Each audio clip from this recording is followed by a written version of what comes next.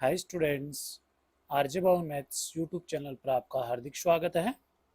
आज हम chapter number 6 application of derivatives मतलब जो आपने डिफरेंशिएशन सीखा है, जो लास्ट चैप्टर 5th था उसमें उसके आज एप्लीकेशंस देखेंगे, उपयोग देखेंगे, यूजेस देखेंगे। मतलब हमारे डेली लाइफ में क्या यूज होता है।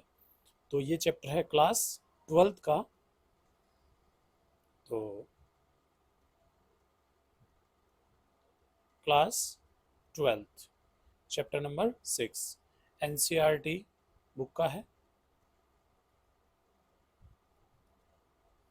ठीक है, तो स्टार्ट करते हैं। Application of derivatives.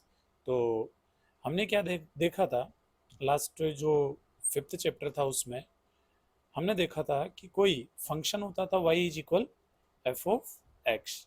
यहाँ पर कोई फंक्शन वगैरह की बात नहीं की जाएगी, जो डेली लाइफ से रिलेटेड जो क्वेश्चन होंगे उनकी बात की जाएगी।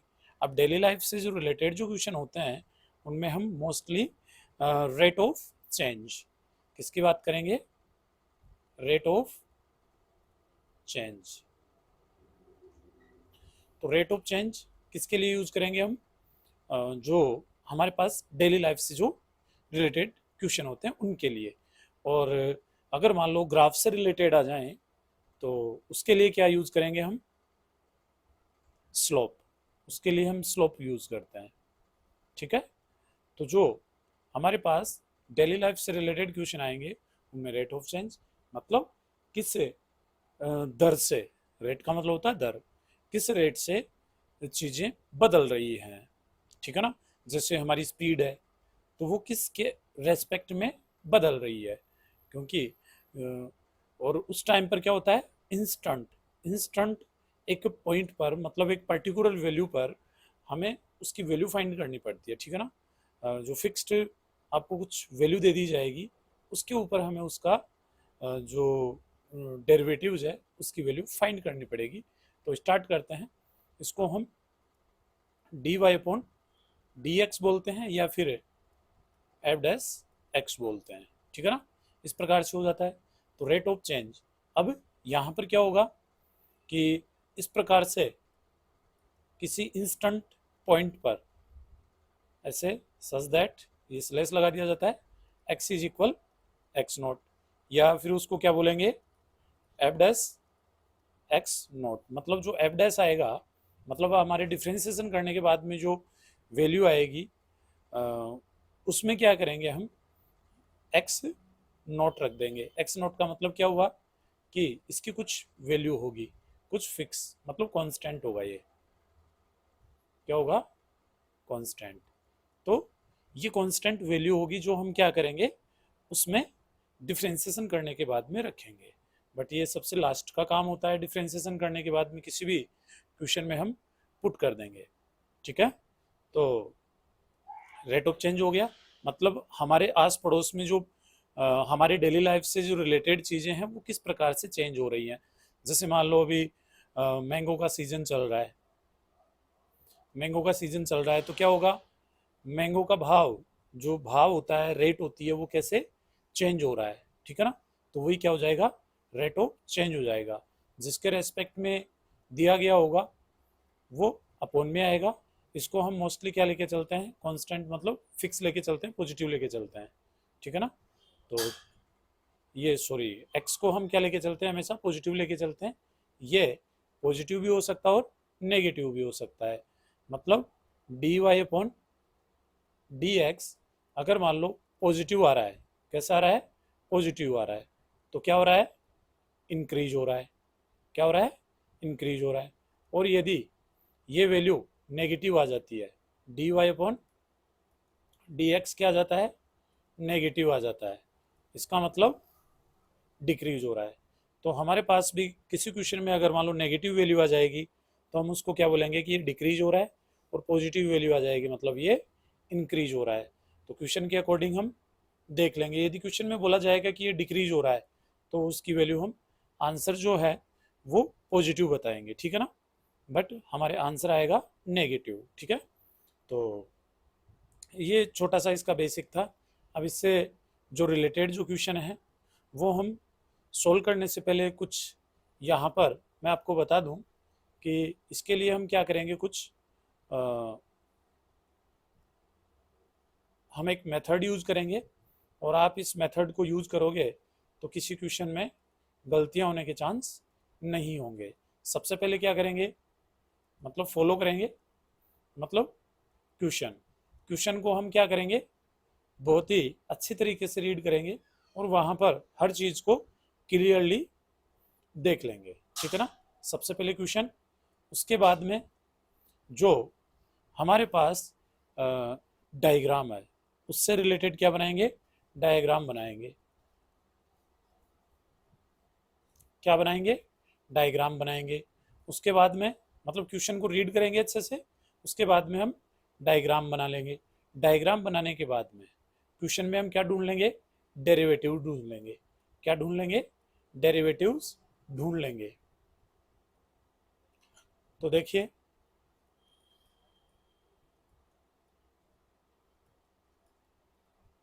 डेरिवेटिव्स ढूंढ लेंगे।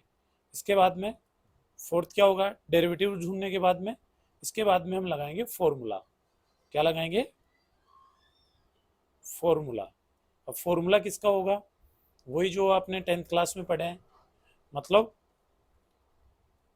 क्यूब हो सकता है, ठीक है, क्यूबॉइड हो सकता है। इनके फॉर्मूले आप 10th क्लास की बुक से, यदि आपने नहीं पढ़े हैं तो आप 10th क्लास की बुक से इनके CSA TSA वॉल्यूम जो भी हैं वो इससे रिलेटेड आप सिलेंडर देख सकते हो, cube, cuboid, cylinder, cone, circle और स्पेयर। स्पेयर और सर्कल में थोड़ा मैं इसमें डॉट डॉट कर देता हूँ, तो ये स्पेयर हो गया, ठीक है ना। इनके फॉर्मूलाज आप 10th क्लास से देख सकते हैं। और यदि फिर भी आपको प्रॉब्लम है तो आप 10th क्लास का वीडियो देख लीजिएगा, चैप्टर नंबर 13। उसके बेसिक में आपको इनके फॉर्मूलाज भी मिल जाएंगे कि किस प्रकार से ये बनते हैं, ठीक है ना। तो आप वहाँ से भी देख सकते हो। इसके बाद में फिफ्थ जो होगा वो क्या होगा यहाँ पर, फिफ्थ, इसके बाद में हम क्या करेंगे, डिफ्रेंसिएशन कर देंगे। क्या कर देंगे, डिफ्रेंसिएशन कर देंगे। डिफ्रेंसिएशन करने के बाद में लास्ट होगा 6, ये कांस्टेंट को पुट कर देंगे। कांस्टेंट को पुट कर देंगे, मतलब जो काम करना है, वो जो कांस्टेंट वाला काम करना है वो सबसे लास्ट में करना है। यदि आपने स्टार्टिंग में कांस्टेंट की वैल्यू पुट कर दी, स्टार्टिंग में कांस्टेंट की वैल्यू पुट कर दी, तो आपको प्रॉब्लम क्या होगी कि जो कांस्टेंट आपने पुट किया और जैसे आप डिफरेंशिएशन करोगे तो वो पूरा ही जो फंक्शन है वो क्या हो जाएगा, जीरो हो जाएगा और हमें कुछ रिजल्ट मिलेगा नहीं।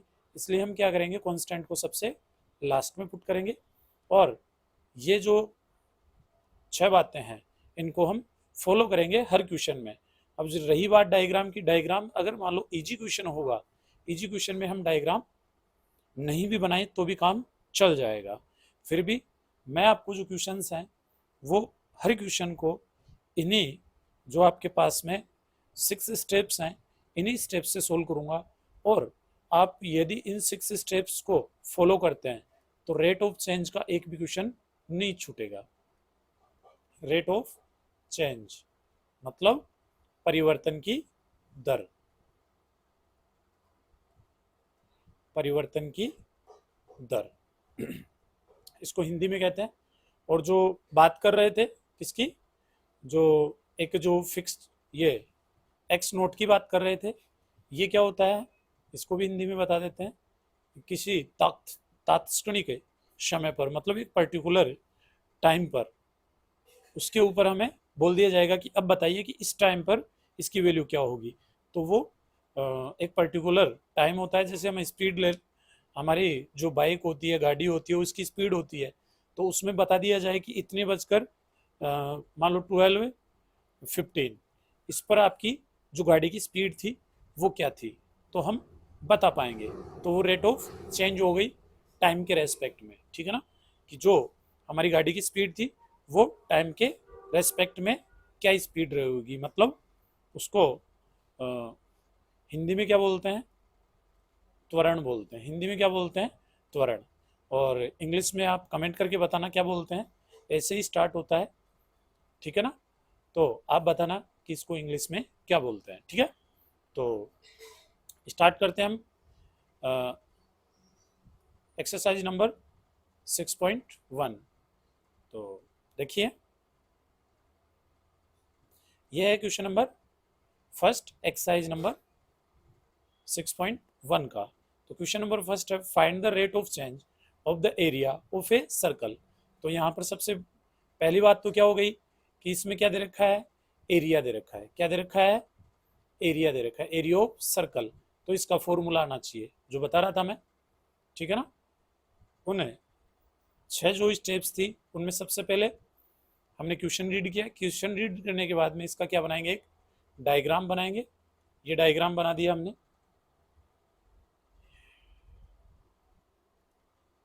ये डायग्राम बना दिया। अब ये सर्कल कुछ थोड़ा तगड़ा ही बन गया, तो मैं इसी की हेल्प ले लेता हूँ। यहाँ पर सब मिल जाएंगे सर्कल वगैरह। तो ये सर्कल हो गया, ठीक है ना। जिस की रेडियस वगैरह हम कुछ भी ले सकते हैं, वो क्वेश्चन में दे रखा था। यहाँ पर तो हम कुछ भी वैल्यू ले सकते हैं। ओके, तो ये क्या हो गया, हमारा डायग्राम हो गया। और इसका जो कलर है मैं ये वाला दे देता हूँ, ठीक है। तो ये सर्कल हो गया, और इसकी जो रेडियस है, मतलब सेंटर ये ले लेते हैं, इसकी ये क्या है, आर है। और इसका एरिया फाइंड करने का फॉर्मूला क्या होता है, एरिया, ए का मतलब क्या होता है, एरिया। एरिया होता है पाई आर स्क्वायर। तो पाई आर स्क्वायर इसका एरिया होता है। क्या कह रहा है, रेस्पेक्ट टू इट्स रेडियस, मतलब किसके रेस्पेक्ट में हमें डिफ्रेंसिएशन करना है, आर के रेस्पेक्ट में, व्हेन आर इज इक्वल 3। तो ये कांस्टेंट का काम करेगा, आर इज इक्वल 3, जो एक्स नोट का काम करेगा, मतलब जहाँ पर एक्स नोट पुट करते हैं ना। तो सबसे पहले हम क्वेश्चन रीड किए, एक बात हो गई। दूसरा हमने डायग्राम बना लिया। इसके बाद में डेरिवेटिव, तो किसकी वैल्यू फाइंड करवा रहा है, rate of change of the area. तो किसमें, एरिया में चेंज। तो फर्स्ट क्वेश्चन है और इसका सॉल्यूशन है, मतलब आंसर कह सकते हैं। तो आंसर देखिए, लेट ए क्या है, area of circle. Area of circle मतलब है वृत्त का क्षेत्रफल। तो हमें फाइंड क्या करना है, D a upon D R find करना, आर के रेस्पेक्ट में। तो डेरिवेटिव फाइंड कर लिया हमने। तीसरा स्टेप क्या होता है, फॉर्मूला। फॉर्मूला हमारे पास है। इसके बाद में इसका क्या करना है, हमें डिफ्रेंसिएशन। क्या करना है हमें, डिफ्रेंसिएशन। तो क्या आ जाएगा, ए इज इक्वल क्या है, पाई आर स्क्वायर है, area of circle pi r square. तो क्या करेंगे, differentiation with respect to r. किसके रेस्पेक्ट में कर रहे हैं, आर के रेस्पेक्ट में हम डिफ्रेंसिएशन करेंगे। तो आर के रेस्पेक्ट में डिफ्रेंसिएशन करेंगे तो क्या हो जाएगा, d a upon D R. जो हमें फाइंड करना था वैसा बन गया, इज इक्वल, जो कांस्टेंट है वो तो बाहर आ जाएगा, तो पाई तो बाहर आ गया। और आर स्क्वायर का डिफ्रेंसिएशन क्या हो जाएगा, पावर तो कूद के कहाँ आ जाएगी, आगे, टू आर, 2 - 1 हो जाएगा ना। मतलब इसमें मोस्टली जो फॉर्मूला लगने वाला है वो किसका लगेगा, डी अपॉन डी एक्स। इस पूरे चैप्टर में x raise to the power n का, मतलब एन एक्स n-1, ये फॉर्मूला लगेगा पूरे चैप्टर में, लगभग मोस्टली क्वेश्चंस में। तो ये फॉर्मूला याद कर लीजिएगा। तो क्या हो जाएगा, ये 2r हो जाएगा इनटू ये dr अपॉन dr हो जाएगा, जिसकी वैल्यू कितनी हो जाती है, इसकी वैल्यू 1 हो जाती है। तो 1 को हम राइट करें चाहे से नहीं करें।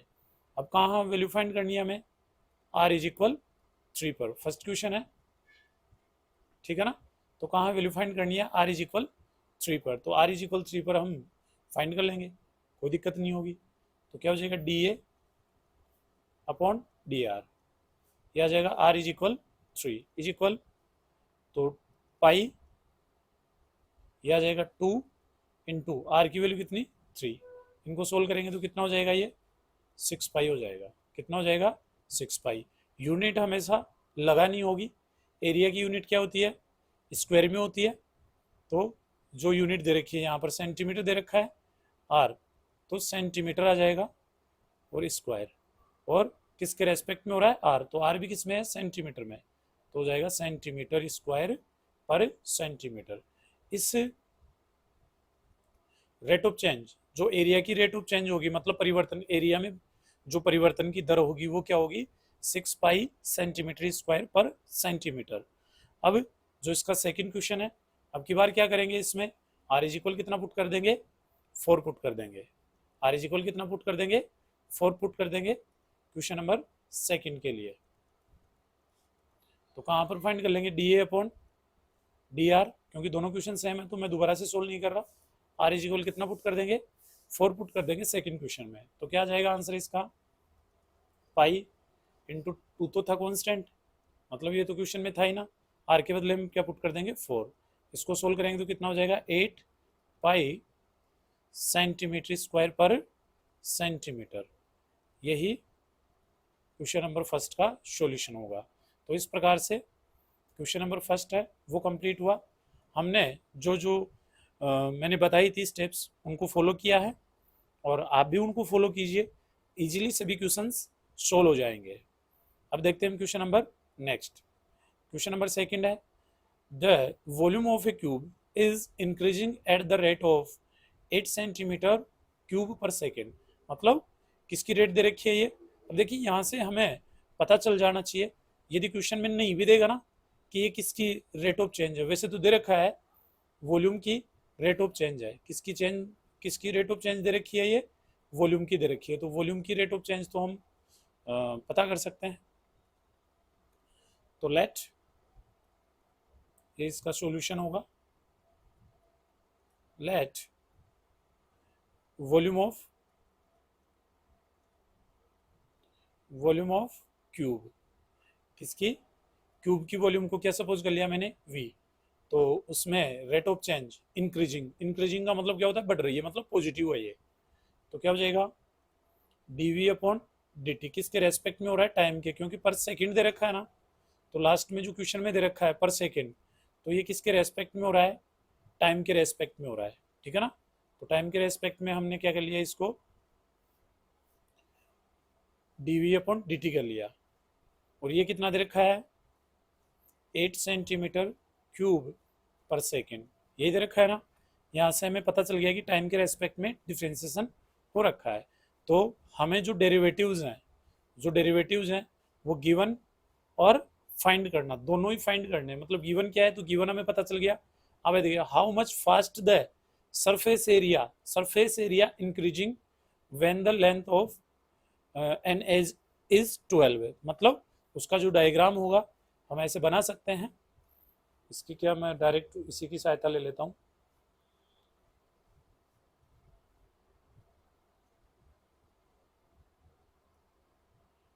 तो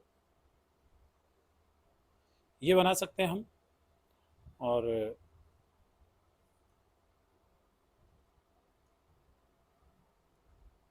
ये हो गया। अब इसमें जो क्यूब है इसकी जो एज है वो कितनी है, 12 सेंटीमीटर है। कितनी है, 12 सेंटीमीटर है। और वॉल्यूम किस रेट से चेंज हो रही है वो पता है। अब एरिया नहीं पता, तो एरिया को क्या मान लेंगे हम, ए। और एरिया फाइंड करने का फॉर्मूला क्या होता है, 6a स्क्वायर। ए क्या है यहाँ पर, साइड है। ए क्या है, साइड है। मतलब ए इज इक्वल कितना है, ए लेंथ भी ए है, हाइट भी ए है, और विड्थ भी कितनी है, ए। मतलब सभी लेंथ, ब्रीथ और हाइट सभी सेम हो, लंबाई, ऊंचाई और चौड़ाई सब क्या हो, समान हो, वो क्या होता है, क्यूब होता है। तो इसकी सभी हैं ए का मतलब क्या है, यहाँ पर एज है, मतलब उसकी भुजा है, ठीक है ना। तो एरिया में किस स्पीड से एरिया चेंज हो रहा है, इंक्रीज हो रहा है, बढ़ रहा है, वो देखना है हमें। तो हमें एरिया का फॉर्मूला आना चाहिए। किसका फॉर्मूला आना चाहिए, एरिया का। तो सबसे पहले इसी को सोल्व कर लेते हैं। हमें पता है कि v इज इक्वल क्या होता है, वॉल्यूम ऑफ, क्या ये v इज इक्वल होता है वॉल्यूम ऑफ क्यूब। वैसे ऊपर डिफाइन कर रखा है कि v किसको सपोज कर रखा है हमने, तो v इज इक्वल आ जाएगा वॉल्यूम ऑफ क्यूब। क्या राइट कर सकते हैं हम, वॉल्यूम क्या होता है इसका, ए क्यूब होता है। क्या होता है, ए क्यूब। तो क्या हो जाएगा, dv upon dt is equal 3a square into dA upon dt आ जाएगा। यहाँ पर क्या हुआ है, यहाँ पर differentiation with respect to t y, time के रेस्पेक्ट में। अब आप कहोगे कि आपको कैसे पता चला कि टाइम के रेस्पेक्ट में डिफ्रेंसिएशन करना है? तो देखिए यहाँ पर एस दे रखा है, मतलब सेकंड दे रखा है। सेकंड क्या है? टाइम ही तो है। तो हमने टाइम के रेस्पेक्ट में डिफ्रेंसिएशन कर दिया। अब d v upon d t की वैल्यू हमें क्वेश्चन में दे रखी है, तो यहाँ पे क्या हो जाएगी? 8। सिंपली 8 राइट कर देना, बाकी ये यूनिट्स तो आ जाएंगे अपने आप ही, ठीक है ना। तो यह जाएगा 3a² D a upon d T. इसको इक्वेशन फर्स्ट दे देते हैं, क्योंकि जो गिवन होता है क्वेश्चन में वो हमें कहीं ना कहीं काम में जरूर आता है। अब क्या करते हैं, जो फाइंड करना है, फाइंड क्या करना है हमें? एरिया। तो ए इज इक्वल क्या हो गया? एरिया ऑफ क्यूब हो गया, एरिया ऑफ क्यूब। तो a is equal area of cube क्या होता है? 6a²। तो differentiation with respect to t, तो क्या हो जाएगा? Differentiation with respect to t, ठीक है ना। तो टी के रेस्पेक्ट में डिफ्रेंसिएशन करेंगे तो क्या हो जाएगा? D a upon d T हो जाएगा, इज इक्वल 6 तो कॉन्स्टेंट है, 6 तो बाहर आ गया, और a² का क्या हो जाएगा? 2a, और फिर इसका a का भी होगा तो D a upon d t, time के रेस्पेक्ट में हो रहा है तो D a upon d T आएगा। अब d a upon d t की वैल्यू कहाँ से निकालेंगे हम? इक्वेशन फर्स्ट से। तो ये मल्टीप्लाई वाला कहाँ चला जाएगा? डिवाइड में चला जाएगा, और हम D a upon d t की वैल्यू फाइंड कर लेंगे आसानी से। तो D a upon d t is equal 6 into कितना हो गया? 12 ए हो गया। D a upon d t की वैल्यू अगर मान लो हम फाइंड करना चाहें ऊपर से, तो D a upon d t की वैल्यू 3a² कहाँ चला जाएगा? डिवाइड में चला जाएगा। 3a² कहाँ चला जाएगा? डिवाइड में। तो क्या जाएगा यहाँ पर? Into 8/3a²। इसे ऐसे इस a को कैंसिल आउट कर सकते हैं, कोई दिक्कत नहीं है। तो अभी यहाँ पर क्या कर देंगे? वैल्यू पुट कर देंगे, जो कांस्टेंट है लास्ट में, जो कांस्टेंट की बारी आती है ना, वो पुट कर देंगे हम। तो कांस्टेंट की जो वैल्यू होगी वो क्या है? D a upon d t when a is equal कितना हो? 12, मतलब एज कितनी हो? 12 हो। तो क्या जाएगा यहाँ पे? 12 इंटू यहाँ पर ये वाला क्या हो जाएगा? 8 divide by 3 as it is, और ए की वैल्यू कितनी होगी? 12 है। तो 12 से 12 कैंसिल आउट हो जाएगी, और यहाँ पर इसकी यूनिट भी राइट कर सकते हो, क्या जाएगी? सेंटीमीटर स्क्वायर पर सेकेंड, ऐसे। तो ये हो गई सेंटीमीटर स्क्वायर पर सेकेंड। एरिया की यूनिट स्क्वायर में होती है, तो रेट ऑफ चेंज क्या हो गई? 8/3, 8/3 सेंटीमीटर स्क्वायर पर सेकेंड। इस प्रकार से क्वेश्चन नंबर सोल्व होता है सेकेंड, ठीक है। तो इस प्रकार से ये क्वेश्चन नंबर सेकेंड भी कंप्लीट हुआ। अब देखते हैं हम question number third. Question number third है, the radius of a circle is increasing uniform, मतलब यूनिफॉर्म मतलब एक फिक्स है, यूनिफॉर्मली स्पीड बढ़ रही है at the rate of 3 centimetre per second. मतलब जो उसकी रेट है किससे, किस स्पीड से बढ़ रही है? रेडियस की। तो D r upon d T हो गया, भाई रेडियस है, रेडियस इंक्रीज हो रही है, मतलब सबसे पहले जो डायग्राम है, इजी क्वेश्चन है तो डायग्राम बनाने की कोई आवश्यकता भी नहीं है, और बनाना चाहो तो बना लेना, आप क्वेश्चन रीड कर ही रहे। तो क्या आ गया यहाँ पर? डेरिवेटिव्स। सेकंड जो थर्ड ऑप्शन होता है वो डेरिवेटिव्स है, डेरिवेटिव्स ढूंढ रहे हैं, तो क्या हो जाएगा? D r upon d T, चाहे से वो गिवन और चाहे से फाइंड करना हो, दोनों ढूंढ लेंगे यहाँ पर। तो क्या जाएगा? 3 सेंटीमीटर पर सेकेंड, ये हो गया। फिर क्या करें? Find the rate at which the area, मतलब किसकी रेट फाइंड करनी है? देखिए एरिया की। तो हमें फाइंड करना है D a upon d T, area की रेट फाइंड करनी है हमें ऑफ द सर्कल, सर्कल का is increasing when radius is 10। तो कांस्टेंट दे दिया आपको, आर की वैल्यू लास्ट में कितनी पुट करनी है? 10 पुट करनी है, लास्ट में आर की वैल्यू 10 पुट करनी है। तो स्टार्ट करते हैं। आपने डेरिवेटिव्स ढूंढ लिए, इसके बाद में क्या लगाना होता है? फॉर्मूला। तो फॉर्मूला किसका लगाएंगे? एरिया का। तो एरिया ऑफ सर्कल मतलब ए क्या होता है, पाई आर स्क्वायर होता है।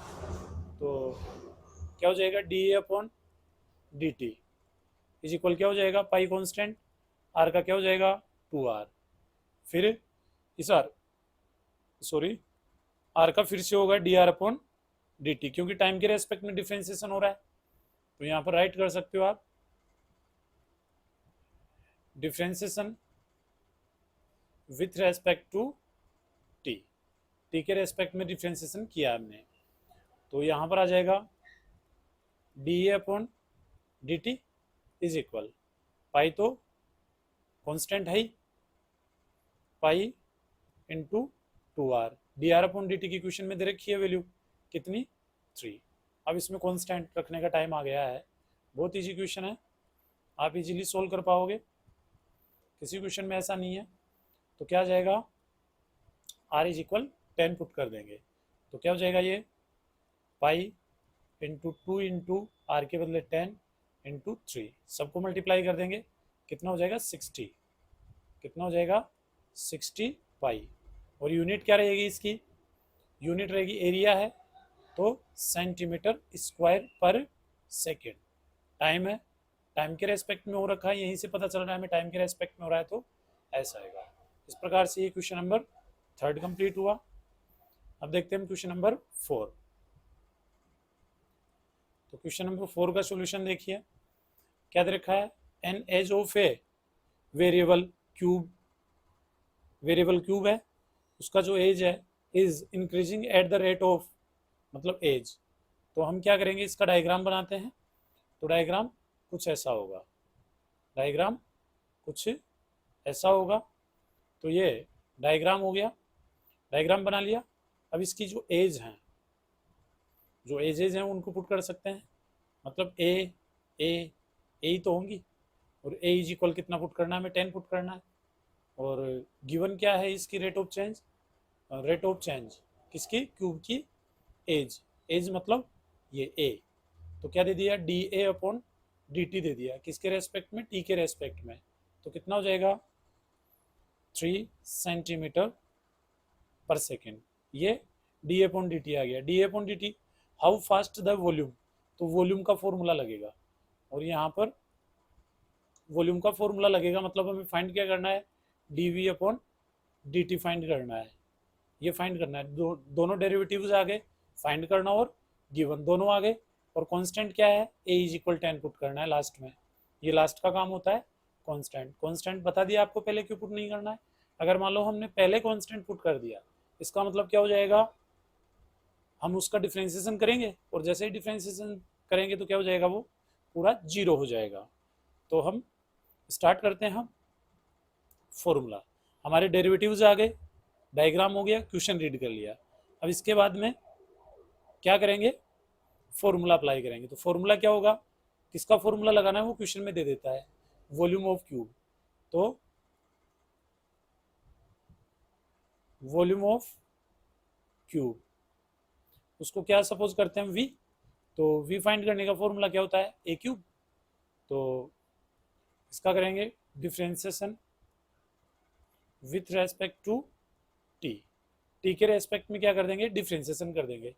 तो हो जाएगा d v upon d t is equal, a cube का क्या हो जाएगा 3 ए स्क्वायर इंटू, फिर ए का भी तो होना है, क्यूब का हो गया, अब ए का भी होना है, तो ए का हो जाएगा d a upon d t. अब d a upon d t की वैल्यू क्वेश्चन में गिवन है 3 सेंटीमीटर, तो पुट कर देंगे हम, दोनों वैल्यू पुट एक साथ कर रहा हूँ मैं अब की बार, जो कॉन्स्टेंट है वो भी। तो ए इज इक्वल तो पुट कर दूंगा 10, और D a upon d t की वैल्यू हम क्वेश्चन में गिवन है वो वाली वैल्यू पुट कर देंगे। तो 3 इंटू 10 का स्क्वायर मल्टीप्लाई बाई 3 है, तो कितना हो गया 9, और 9 को इससे मल्टीप्लाई करेंगे तो 900, क्योंकि इसका स्क्वायर कितना हो जाएगा 100 हो जाएगा, और ये दोनों मल्टीप्लाई हो ही गए 9। अब यूनिट क्या हो जाएगी, वॉल्यूम है, तो वॉल्यूम किस में आएगी, क्यूब में, तो सेंटीमीटर क्यूब।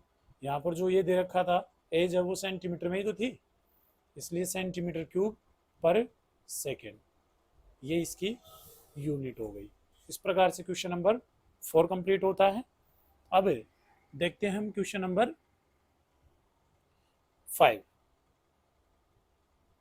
तो क्वेश्चन नंबर 5 है, a stone is dropped into A quit lake, मतलब एक स्टोन है वो किस में डाला जाता है, एक लेक मतलब झील में डाला जाता है, and waves moves in circles, तो उसकी जो वेव्स पैदा होती हैं डालने पे ऐसे सर्कल सर्कल बनते हैं। कभी आपने पत्थर डाला हो किसी झील में, मतलब किसी लेक में, तो क्या होता है, ऐसे सर्कल सर्कल बनते हैं। क्या बनते हैं, सर्कल बनते हैं। तो मैं सर्कल वाली शेप ले लेता हूँ यहाँ पर।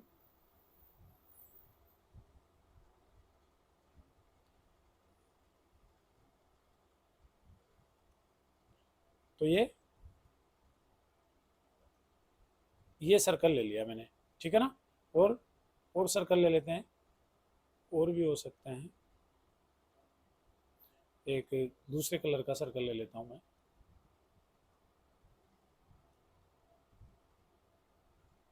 ऐसा है, तो ऐसे क्या बनती हैं, इस प्रकार से वो वेव्स बनती हैं, ठीक है। तो वेव्स बनती हैं, तो एक चीज तो पता चल गई हमें कि यहाँ पर हमने क्या डाला, पत्थर डाला। क्या डाला हमने, यहाँ पर डाला पत्थर।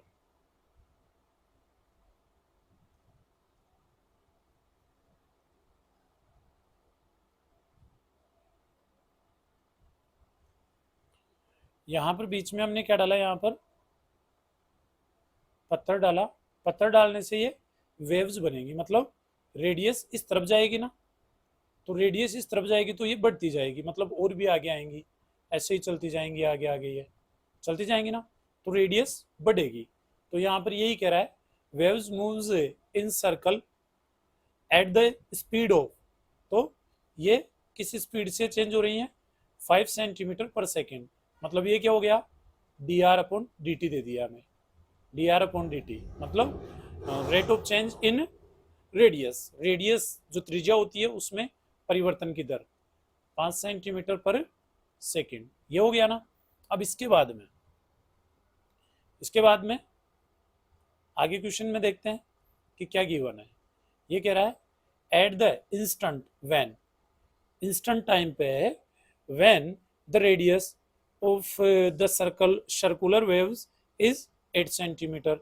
तो ये r इज इक्वल जब 8 होगी, मतलब यहाँ से डिस्टेंस कितनी चली जाएगी, 8 सेंटीमीटर चली जाएगी। तब बोल रहा है, how fast is the enclosed area increasing, मतलब जो एनक्लोज्ड एरिया होगा वो इंक्रीजिंग होगा जब रेडियस कितनी हो जाएगी, 8 सेंटीमीटर हो जाएगी, तब की बात कर रहा है क्वेश्चन वाला। तो वही देखते हैं हम। तो और किस एरिया, एरिया क्या हो रहा है, एनक्लोज मतलब उससे जो क्लोज्ड है, बना हुआ जो एरिया होगा, जो वेव्स से बना हुआ एरिया होगा, वो किस स्पीड से, उसका जो एरिया है वो किस स्पीड से बढ़ रहा है। इंक्रीज का मतलब हमें फाइंड क्या करना है, D a upon d t find करना है। तो एरिया है यहाँ पर, तो इसके बाद में क्या लगा देते हैं हम, फॉर्मूला। तो फॉर्मूला क्या होगा, एरिया ऑफ सर्कल। तो क्या होता है एरिया ऑफ सर्कल, उसको ए बोल देते हैं हम छोटा सा, तो क्या होता है, पाई आर स्क्वायर। तो क्वेश्चन की जितनी भी सजावट थी हमने कर ली है, ठीक है ना। अब इसके बाद में अब क्वेश्चन की जो स्टेप्स हैं उनको फॉलो करना है। सजावट कर लो, और सजावट करने के बाद में स्टेप्स को फॉलो कर लो, क्वेश्चन इजीली सोल्व हो जाएगा, कोई प्रॉब्लम नहीं आएगी। ऐसा कोई क्वेश्चन नहीं है जिसमें आपका जो पेन है वो रुक जाएगा, चलते चलते पेन रुक जाएगा, ऐसा कोई क्वेश्चन नहीं आएगा, ठीक है ना। बस आप स्टेप्स को फॉलो करते रहना। तो ये हो गया। अब यहाँ पर एरिया ऑफ सर्कल ए, तो क्या हो जाएगा, differentiation with respect to t, t के रेस्पेक्ट में डिफ्रेंसिएशन करेंगे तो क्या हो जाएगा, d a upon d t आ जाएगा, is equal pi constant r square का हो जाएगा 2r, और इसका हो जाएगा d r upon d t. Time के रेस्पेक्ट में चल रहा है तो आर का भी तो होना है, स्क्वायर का हो गया, अब आर का होगा। तो क्या आ जाएगा यहाँ पर, d a upon d t is equal pi, यह आ गया 2r as it is. D r upon d t की वैल्यू क्वेश्चन में दे रखी है कितनी, 5, पुट कर दी। अब वो लास्ट टाइम आ गया जब क्वेश्चन वाला कह रहा था कि उसको चाहिए 8, जब रेडियस कितनी हो जाए, 8 सेंटीमीटर हो जाए, रेडियस कितनी हो जाए, 8 सेंटीमीटर हो जाए तब हमें ये, आपको ये यूनिट भी चेक कर लेनी है कि 8 है तो ये सेंटीमीटर है, तो ये भी किस में होनी चाहिए, सेंटीमीटर में। यदि यूनिट सेम नहीं होगी तो हम क्या करेंगे, यूनिट पहले सेम करेंगे उसके बाद में ही वैल्यू पुट करेंगे, नहीं तो क्वेश्चन रॉन्ग हो जाएगा। ये क्वेश्चन सोल्व करते टाइम की जो आपकी जो सावधानियां हैं वो थोड़ा सा आपको ध्यान में रखना है। तो d upon d t when r is equal 8, जब आर क्या हो 8 सेंटीमीटर हो, तो पाई इंटू 2 इंटू आर की वैल्यू कितनी 8 पुट करनी है और ये 5 है, तो सबको सोल्व कर लेंगे तो कितना आ जाएगा 40, 40 2 से मल्टीप्लाई करेंगे तो 80, 80 पाई। एरिया है तो सेंटीमीटर स्क्वायर पर सेकेंड। ये क्वेश्चन नंबर 5 कंप्लीट हुआ। ठीक है, तो इस प्रकार से क्वेश्चन नंबर 5 हुआ। और आज के वीडियो में इतना ही। यदि आपको वीडियो अच्छा लगे तो अपने दोस्तों के साथ शेयर कीजिए, कमेंट कीजिए। कोई चीज़ आपके समझ में नहीं आई हो, कोई फॉर्मूला या फॉर्मूला रिलेटेड कोई प्रॉब्लम्स हो, तो उसका भी एक सेपरेट वीडियो बना सकते हैं हम। ठीक है, तो आज के वीडियो में इतना ही। मिलते हैं नेक्स्ट वीडियो में, तब तक के लिए जय हिंद, जय भारत।